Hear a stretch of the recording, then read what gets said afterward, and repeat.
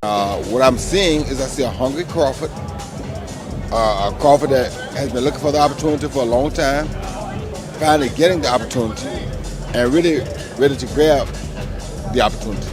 Well, like I said, I'm not really worried about the weight. I'm worried about the skill level that they use during the fight. After stepping into the ring with Terence Crawford, Roy Jones Jr. has made it clear Crawford has the skills needed to beat Canelo Álvarez. According to Jones, the outcome of that potential fight has less to do with weight and more to do with how Crawford handles Canelo's power. If Crawford can take a clean shot, Jones believes Canelo doesn't stand a chance. Going factor, but if he goes out and boxes Bud, he's not going to beat Bud boxing. He's not. So if Bud can take his punch, he's not going to outbox Bud. So it's like, it'll be.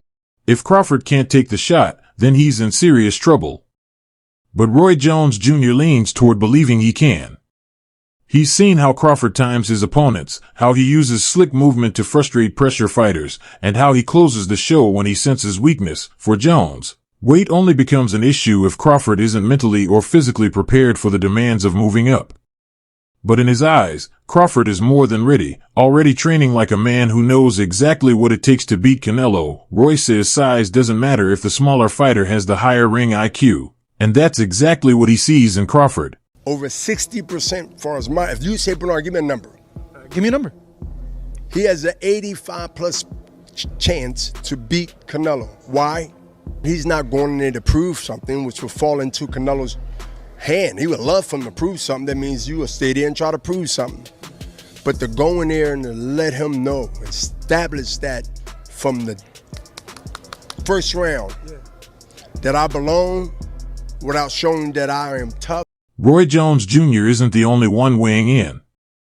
David Benavidez also shared his thoughts on the potential clash, speaking with FightHub TV. He called it a great matchup but gave a slight edge to Canelo, mainly due to the weight difference. In Benavidez's words, it's a good fight, more like 60-40, only because of the weight difference. But you can't take Crawford's skill away.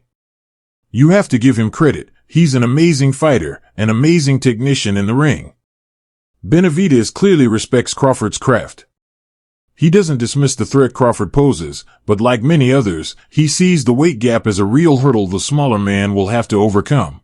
Terence Crawford, does he have an opportunity to beat Canelo? I think if anybody has a chance to beat Canelo, I think it's Terence Crawford. His IQ is on another level. He's a great fighter and he's strong. It's just that it's a lot of weight. I wouldn't be surprised if Terence Crawford wins. Wouldn't be surprised if he loses either. Terence Crawford, when he went up against the best opposition, like Errol Spence, he showed what level he's on, what type of dog he is. So I don't know. You really have to let these fights play out to see what happens. He might get hurt. That might activate him to come back strong. Could you still make 68? I don't want to make 68. No, I know you don't. Terence wins 68. Yeah, well, if that's, yeah. But someone who's already beaten Canelo doesn't see weight as the biggest factor. Dimitri Bivol, who handed Canelo the second loss of his career, recently told The Ring magazine that the real key is mental readiness. Bivol explained that it's not just about adjusting to the power. It's about being mentally prepared to compete at a higher weight. In his view, smaller opponents often lose to Canelo not because of size, but because they aren't mentally equipped for the challenge. He believes Terence Crawford, with his calm demeanor and versatile skill set, is one of the few fighters who could rise to the occasion without folding under pressure. Bivol also highlighted Crawford's ability to switch stances from orthodox to southpaw as a unique advantage that could disrupt Canelo's rhythm and timing. Coming from someone who's already figured out the formula to beat the Mexican star, Bivol's words carry serious weight. Now what the media is reporting, and it's circulating, is that Canelo Crawford is the biggest fight of the decade. I mean, to a purist and a fighter, it's laughable.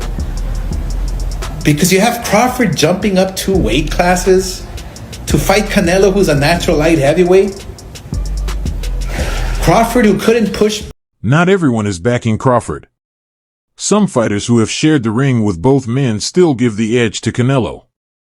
Welterweight contender Alexis Rocha told ES News he believes Canelo will win, citing the natural size difference as the key factor. There are weight classes for a reason, Rocha said. Canelo is a lot bigger. Crawford has good size, reach, and high boxing IQ. That's the most important thing in this game. I think Crawford would hold his own really well in that fight, but I'd lean more toward Canelo. He's more experienced and has been in bigger fights. While Rocha gives Crawford full credit for his skills, he believes Canelo's experience and natural size advantage will ultimately make the difference. That's not easy for Crawford. I mean, it's Canelo has the big advantage, but Crawford needs to manage well his body, his speed, and his power, because he's moving up to another level of weight. I asked this because you did it with Margarito. You went to 54, and people were like, "Oh my God, this guy's so big, Margarito!" But your speed made the difference in that fight. Another fighter who shares that view is Kyron Davis, who has also sparred with both men. Speaking to Mill City Boxing, Davis emphasized just how tough of a challenge Crawford would face. Canelo is a big guy. It's going to be a lot, Davis said. He can take a punch, so you're not going to hurt Canelo. I don't think Crawford can hurt him with one shot. Maybe he can cut an eye or work the body, but it's going to be a tall task. Canelo can really fight. He sets traps, he's smart, it's not easy. In boxing, nothing is impossible. But if I had to bet, I'd put money on Canelo. Davis's take echoes a common belief among Canelo supporters: one clean shot from Crawford won't be enough. If Crawford wants to win, he'll have to chip away round by round, stay disciplined, and avoid costly mistakes. Davis also noted that Canelo's power isn't just about knockouts, it's the kind that gradually breaks opponents down and disrupts their rhythm. You've been able to feel his power. Could any guy move up 3 divisions and fight a Canelo? In the landscape right now, I don't think that there's a person that can move up 3 divisions, from 47 and beat Canelo. But I think divisions matter. I think that weight matters. I think what you walk around at matters. Canelo's a big guy, and he's not just big, he's dense. He's a powerful guy with boxing skill. I think that would have been, I've been telling people, it's going to be a tall task for Crawford. Then there's Erislandy Lara, a man who knows firsthand what it's like to share the ring with Canelo. Lara fought Canelo in 2014 and lost by split decision, a result still debated by boxing fans. Speaking to the media recently, Lara said Crawford can win, but only if he learns from the mistakes of those who came before him. Lara explained that both he and, more recently, William Skull, tried to outbox Canelo using movement and defense alone, but it didn't work. Canelo was able to impose his rhythm and land the heavier, more eye-catching shots that swayed the judges. According to Lara, Crawford must use his movement, but he also needs to let his hands go. You can't just move, Lara warned. You have to move and punch. It's not looking at them as a physical package, it's who has absorbed the bigger shots in the weight division. So, and it was good. It was a very good point. It was like Canelo has been hit by light heavyweights and super middleweights for the best part of a decade. Basically, he's so used to taking those shots, whereas Crawford hasn't. Crawford's been hit by 140 guys and 147 guys for the best part of a decade. Yeah. What's Crawford going to be like? Lara also warned against relying too much on arm punches and overly cautious defense. He believes Crawford's best chance lies in pairing his footwork with consistent offense, especially targeting the body. Otherwise, he risks falling into the same trap that cost Lara the fight back in 2014. He called it a 50-50 matchup but pointed to one key factor that could tip the scales: whether Crawford can stay offensive without becoming reckless. He's one of those guys, he just locks in. He just locks in, especially when you doubt him.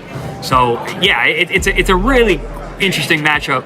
I think of it more from psychological than anything, because on paper it's like, yeah, but he's a super middleweight. He went up 3. Now Terence is going up 3 weight classes. He had a little trouble with Majramov. So on paper it's like, yeah, of course it's Canelo. But when you think about it from a psychological standpoint, it's like, I don't know, man. Bud's different. Some fans and experts believe Canelo has declined since his loss to Bivol. His most recent performance against Billy Joe Saunders left many unimpressed. His output was low, and his movement appeared predictable.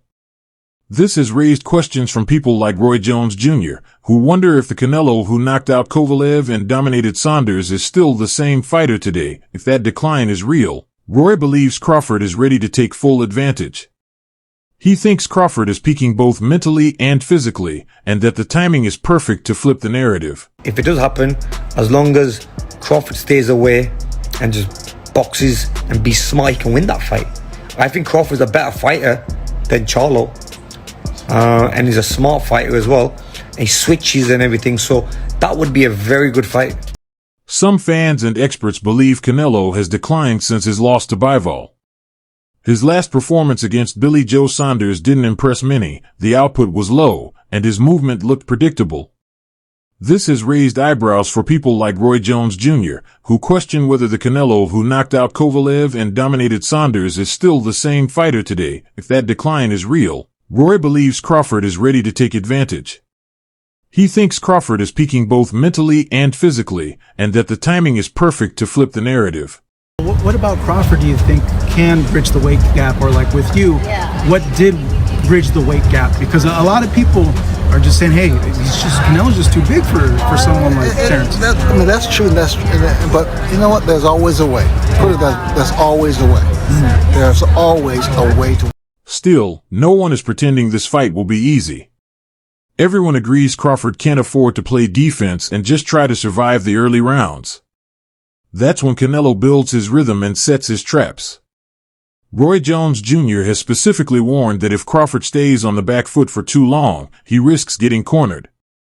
The plan has to be to frustrate Canelo from the start, move, hit, and move again, with enough activity and volume that the judges can't overlook his offense. Álvarez fighting Amir Khan. Now, look at this. Terence Crawford moved from 47 to 54 to fight Madrimov. What did he do to Madrimov? Nothing. Okay, Madrimov was a 54-pounder. Now, to move up to 168, that's 2 more divisions. Canelo Álvarez will take any punch from Crawford, but I don't think Crawford will take any punches from Canelo. Remember, Canelo got hit by Triple G. What makes this fight so intriguing is that both fighters have strong cases in their favor. Crawford brings momentum, a high boxing IQ, and the backing of one of the sport's greatest technicians. Meanwhile, Canelo boasts size, strength, experience, and a chin that has rarely been tested, even those who ha.